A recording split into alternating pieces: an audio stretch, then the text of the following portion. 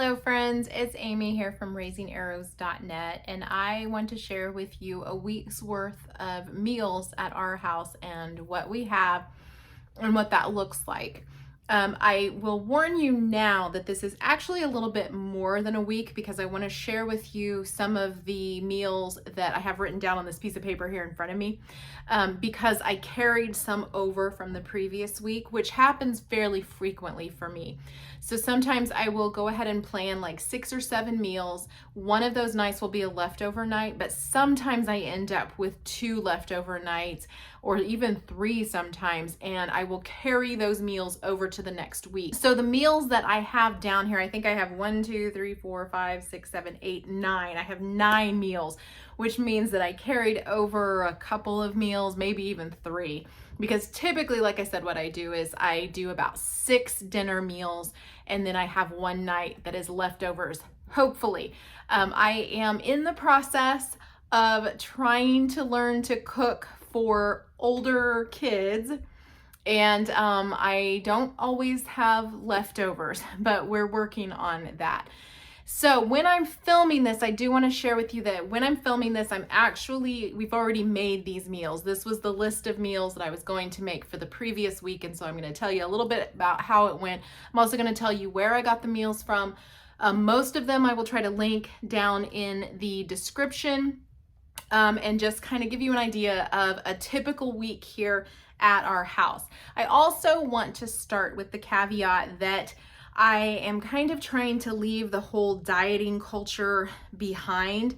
I've really been struggling with this over the years, and I have found that when I am super focused on losing weight and certain kinds of diets, that I tend to get hyper focused on food and actually get completely overwhelmed by food itself, and I am trying to break free of that. And so part of that is me sort of walking away from that specific diet culture where there's a bunch of do's and don'ts. So you will find that these recipes are not low carb, they're not diet friendly.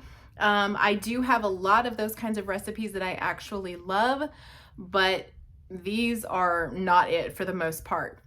So I'm going to start at the top. I was watching a YouTube video from Lynette Yoder. She's a Mennonite woman who lives down in Sarasota, Florida. She has a YouTube channel, and a couple of these are actually her recipes, because I was watching one of her videos where she mentioned this one I'm going to tell you about, and then I remembered one of her old recipes that I had put into our recipe book, and so decided to make both of them this week. The first one is something she calls Haystacks, and it's kind of like a rice and a chili and lettuce and tomato and sour cream and cheese piled up, like a haystack. Now in my family, when I say haystacks, the kids were completely confused when I told them we were having haystacks for supper, because in our world, haystacks are the chow mein noodles with the butterscotch chips, and we have them in the fall, and I usually put the little pumpkins, those little marshmallow pumpkins next to them, and like we make a haystack with a marshmallow pumpkin. And so the kids were like, that does not sound like supper, Mom.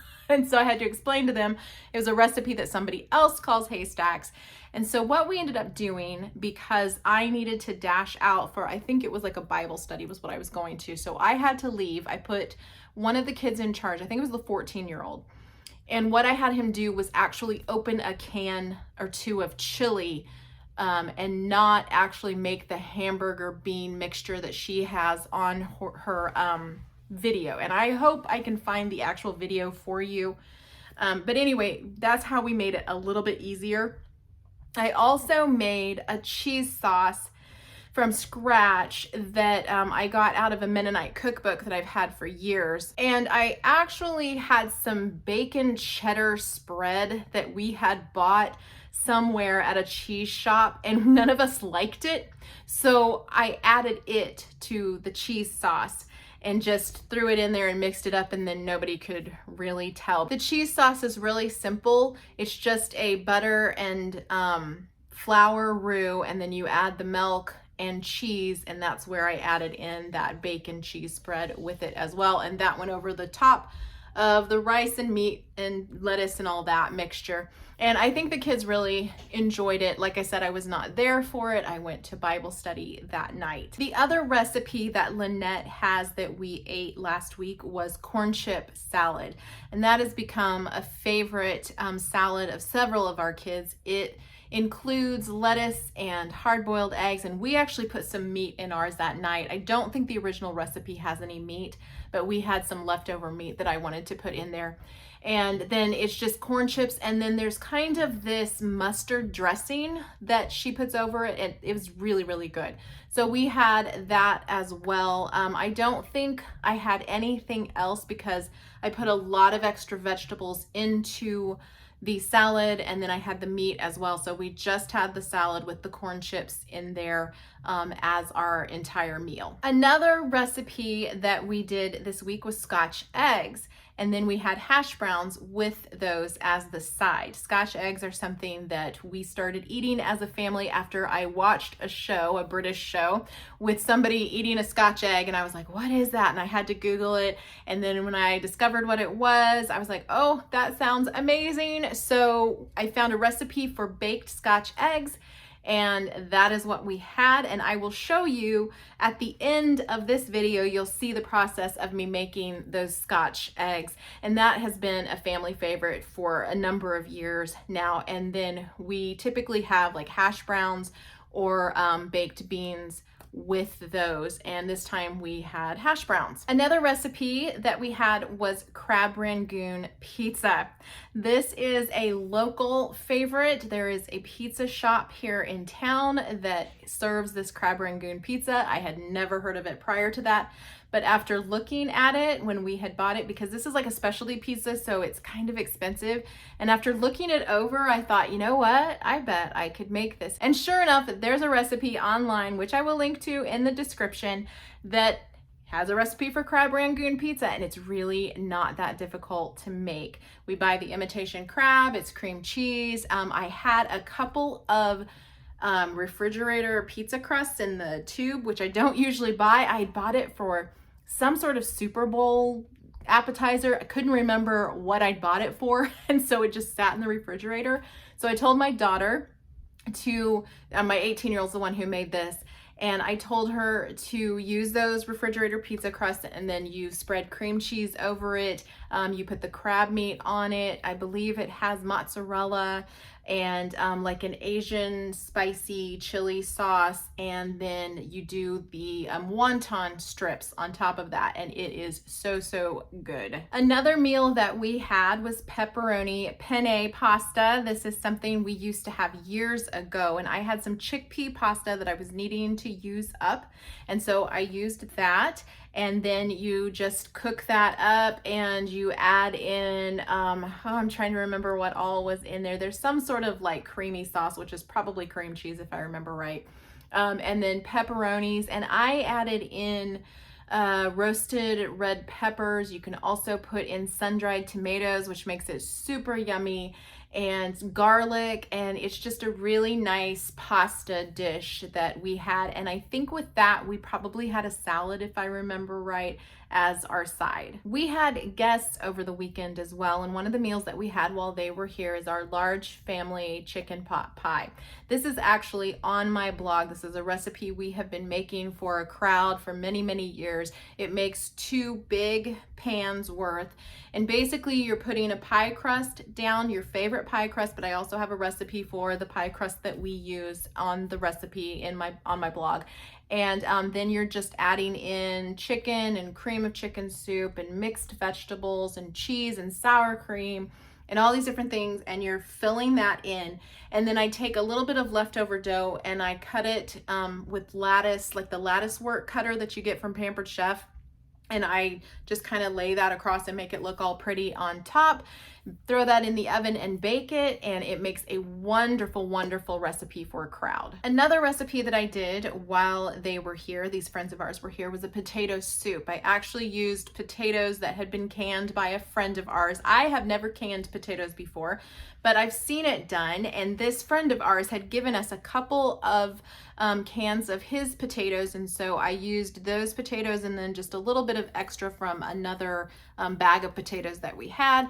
And this has Velveeta, you know, the typical Velveeta, which is not something we eat a lot of, but I needed to use up the block of Velveeta that we had, and I needed to use up the canned potatoes, and so it just made sense to go ahead and make a creamy potato soup like that. With the potato soup, we had raw vegetables and my homemade ranch dip and some other dips that our friends had brought. Our friends were there for 3 days, and so the final meal that we had together were hot dogs and dill pickle salad. Dill pickle salad is just a macaroni salad with some dill pickle juice added in and some cut up of those baby dills and some cheese and red onion and like a mayonnaise and sour cream mixture like you usually see in a macaroni salad. It is very good. It's one of the favorites of our family, and so we had that with the hot dogs, and that was just an easy meal that we had after church on Sunday. Now, as I'm looking over this list here on my computer, I see one meal that we actually ended up having tonight. It was a carryover. So see, I carry over these meals all the time. This was a recipe that was given to us years ago by a landlord of ours.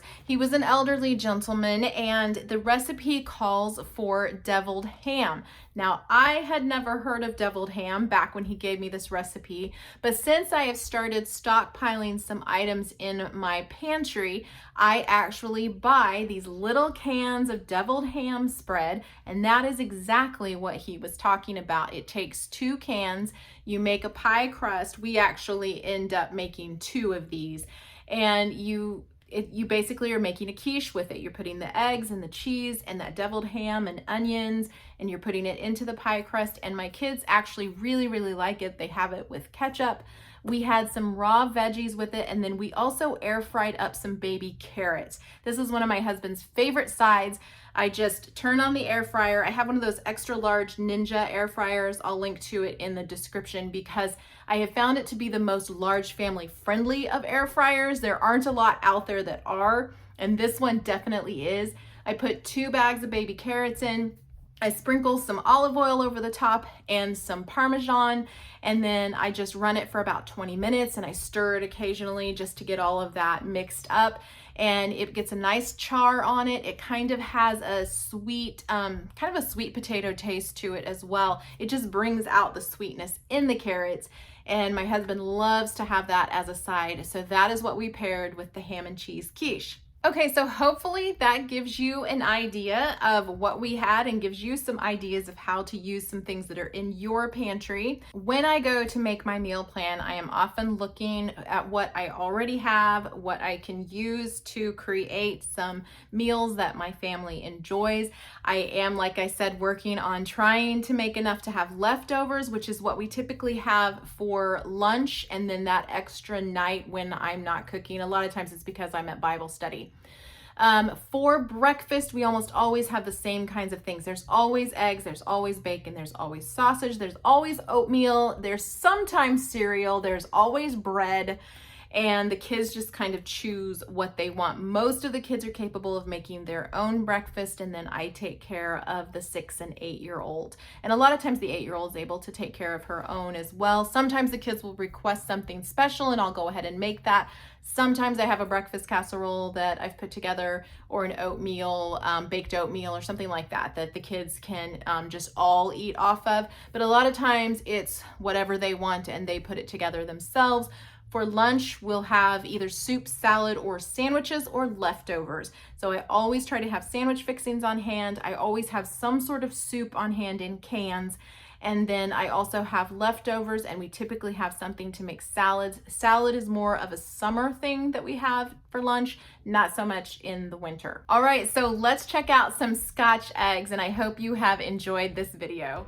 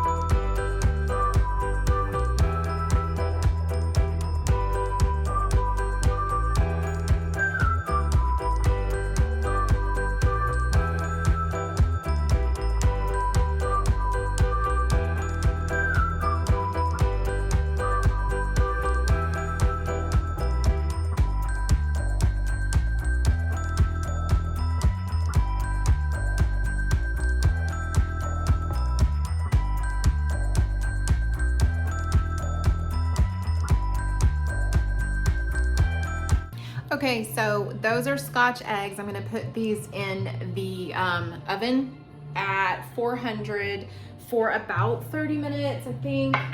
The recipe, yeah, about 35.